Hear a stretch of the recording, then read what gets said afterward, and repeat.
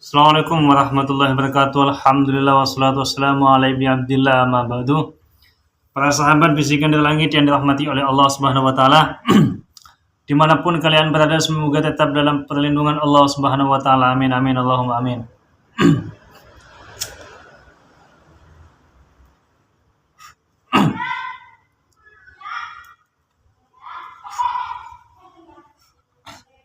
Alhamdulillah. Para sahabat bisikan dari langit, pada malam hari ini bertemu lagi dengan saya di channel YouTube Bisikan dari Langit A6. Mudah-mudahan tetap diberikan limpahan rahmat oleh Allah Subhanahu wa taala ila akhiril umur. Melihat situasi gunjang-ganjing perpolitikan di dunia internasional pada saat ini, bagaimana peperangan konflik di Timur Tengah maupun di Eropa semakin memanas tiada henti-henti.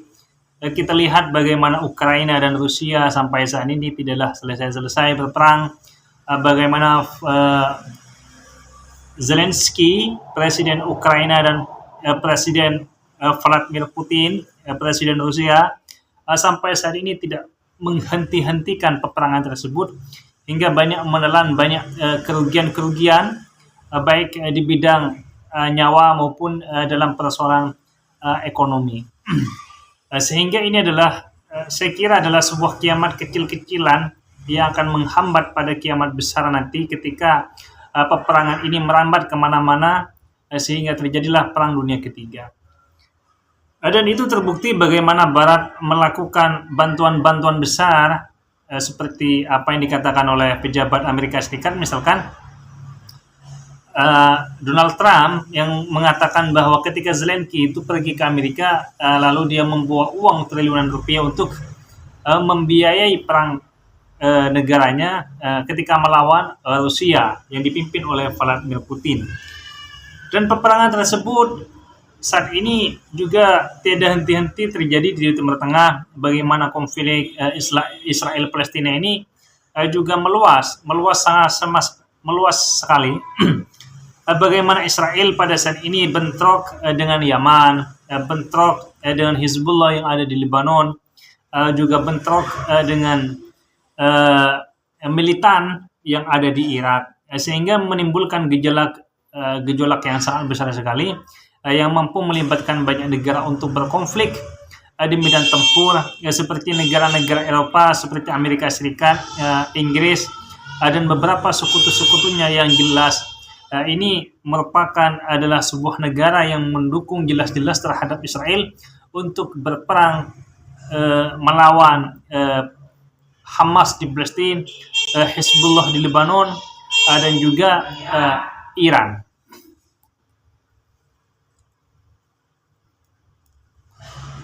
Sehingga akan timbullah gejolak konflik ini akan semakin memanas, sehingga bisa dipastikan perang dunia tiga ini sudah di depan mata kita. Lalu bagaimana Indonesia dan Malaysia ini, apakah akan mengikuti gejolak konflik yang berkepanjangan ini, seperti negara Asia Tenggara misalkan Brunei Darussalam, Singapura, Malaysia, Indonesia ini apakah akan terlibat dalam peperangan ini? Indonesia telah menyatakan sikap bahwa Indonesia tidak akan ikut campur dalam persoalan perang internasional, karena Indonesia hanya mampu ikut campur dalam hal kemanusiaan. Contoh bagaimana ketika Palestina misalkan, ketika Palestina dibombardir oleh Israel karena memburu Hamas, pejuang Islam, maka Indonesia membantu solidaritas kemanusiaannya terhadap penyiksaan-penyiksaan tersebut. Atau seperti yang sekarang ini, ketika terjadi perang antara IDF Israel ini dengan pejuang Hizbullah di Lebanon, maka Indonesia juga ikut andil untuk menjadi penengah dalam konflik ini, menjadi prajurit atau menjadi pasukan perdamaian untuk mencegah terjadinya skala besar, terjadinya perang besar-besaran ini. Brunei Darussalam saya kira juga sama juga tidak ikut campur dalam persoalan-persoalan ini kecuali eh, mengenai konflik kecuali mengenai persoalan-persoalan kemanusiaan.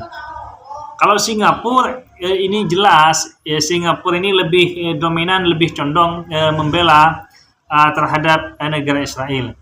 Kalau Malaysia ini saya lihat lebih condong membela Palestina dalam sisi-sisi kemanusiaan agar Palestina tersebut segera merdeka negaranya. Sehingga tidak ada lagi penjajahan di bumi ini dan di mana penjajahan di bumi ini harus segera dihapuskan. Para sahabat bisikan dari langit yang dirahmati oleh Allah Subhanahu wa taala. Memang betul kalau kita kaji dalam konteks wahyu misalkan.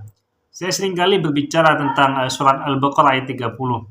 Wa idh qala rabbuka lil malaikati inni ja'ilun fil ardi khalifah. Qalu ataj'alu fiha ma yufsidu fiha wa yasfiku ad-dima' wa nahnu nusabbihu bihamdika wa nuqaddisu lak. Qalu inni a'lamu ma la ta'lamun. Ketika Tuhan itu ingin menciptakan manusia ini, pengelola bumi ini, malaikat tersebut telah melakukan protes terhadap Tuhan agar tidak melanjutkan misi Tuhan itu di muka bumi. Karena kenapa? Hanya akan ataj'alu fiha ma yasfiku dima wa nahnu nusabbiha bihamdika wa nuqaddisu lak. Hanya akan menumpahkan darah.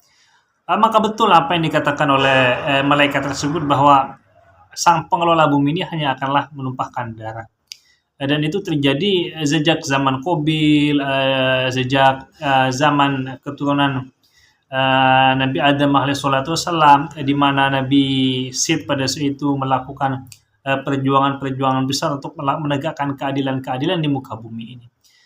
Dan sampai saat ini penumpahan darah itu selalu dilakukan dan selalu berulang-ulang kali. Hanya orangnya saja yang berbeda, hanya orangnya saja yang lain. Tapi melakukan pertumpahan darah itu sampai saat ini terus eksis dilakukan oleh umat manusia, dan ini akan terjadi sampai akhirul yaum atau pada hari akhir atau hari kiamat. Tapi apa kata Tuhan, firman Tuhan? Inni a'lamu ma la ta'lamun. Saya lebih mengerti daripada kalian semua ini. Tuhan memang mendesain sedemikian rupa untuk menguji hambanya ini mana yang betul-betul beriman dan mana yang betul-betul tidak beriman. Mana yang betul-betul melakukan perbuatan-perbuatan baik dan mana yang betul-betul tidak melakukan perbuatan-perbuatan baik. Contoh misalkan pada hari ini. Orang yang melakukan perbuatan-perbuatan baik di dalam hatinya adalah orang-orang yang condong dan peduli terhadap manusia-manusia yang dijajah, yang ditindas dan diintimidasi, katakanlah seperti di anak-anak Palestina, perempuan-perempuan yang diperkosa di Palestina, para pejuang, para anak-anak janda-janda yang dibunuh di Bosnia, bagaimana Amerika menghancurkan Baghdad, dan seterusnya. Atau kalau di masa lalu itu bagaimana Genghis Khan, katakanlah Genghis Khan ini bagaimana menghancurkan, meluluh lantakan umat manusia itu, bagaimana agar hati kita ini ingkar terhadap kekejaman tersebut, sehingga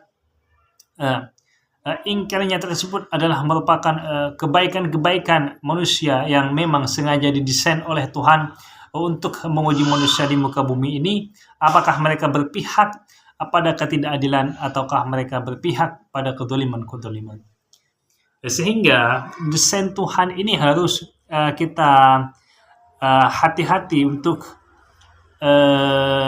melakukannya, untuk bergerak ke depannya, bahwa kita harus mampu mensterilkan hati kita, pikiran kita, dan doa kita untuk mendoakan orang-orang yang tertindas, orang-orang yang lemah, yang butuh perjuangan sesama umat manusia. Wallahu a'lam.